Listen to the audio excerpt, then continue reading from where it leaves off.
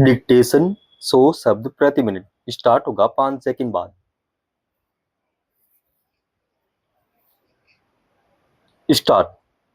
Iran और America के बीच पहले युद्ध विराम फिर शांति वार्ता की शुरुआत के बाद यह उम्मीद जगी कि अब शायद होर्मुज जलमार्ग से जहाजों की आवाजाही का रास्ता खुल जाए।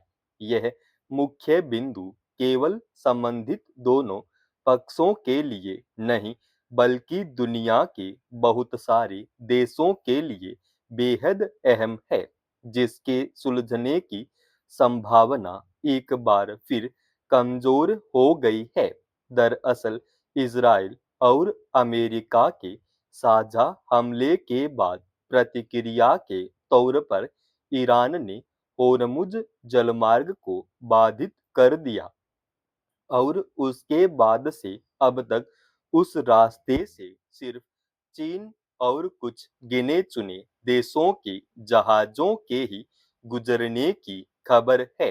ऐसे में भारत सहित कई देशों को इस बात से निराशा ही हुई कि एक और ईरान होर्मुज के रास्ते को खोलने को तैयार नहीं, वहीं अमेरिका ने अपना आर्थिक दबाव बढ़ाने के लिए उस इलाके की नाकेबंदी की घोषणा कर दी, जिससे हालात और जटिल हो गए। अब ईरान ने भी एक तरह की जिद पकड़ ली है और अपनी शर्तें दोहराई हैं कि जब तक अमेरिका अपनी नाकेबंदी नहीं हटाएगा तब तक यह रास्ता बाधित रहेगा। उधर अमेरिका इस जिद पर अड़ा हुआ है कि जब तक ईरान इस रास्ते को खोलने की ओर कदम नहीं बढ़ाता तब तक नाकेबंदी जारी रहेगी।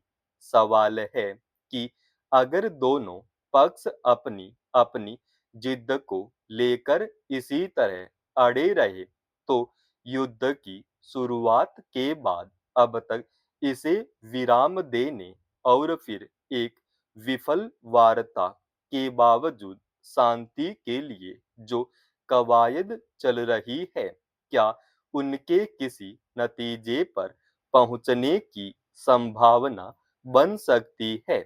बल्कि यह एक विचित्र स्थिति है कि फिलहाल ईरान और अमेरिका युद्ध विराम के तहत एक दूसरे पर हमले नहीं कर रहे हैं, लेकिन होर्मुज जलमार्ग सहित मध्य पूर्व के देशों से तेल और गैस की आपूर्ति अब भी बाधित है। नतीजतन बहुत सारे देशों में ऊर्जा संकट गहराता जा रहा है। तेल भंडार खत्म हो रहे हैं, महंगाई चरम पर है और रसोई गैस की कमी की वजह से आम जनजीवन बुरी तरह प्रभावित है। यानी दोनों पक्षों के इस टकराव और खींचतान का बड़ा खमियाजा वे से देश उठा रहे हैं जो इस युद्ध में किसी भी पक्ष की ओर से शामिल नहीं है।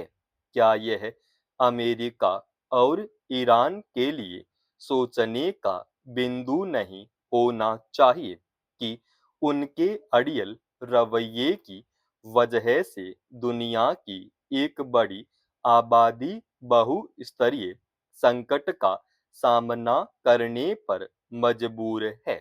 गौरतलब है कि होर्मुज जलमार्ग को दुनिया के सबसे महत्वपूर्ण और रणनीतिक ठिकानों में से एक माना जाता है।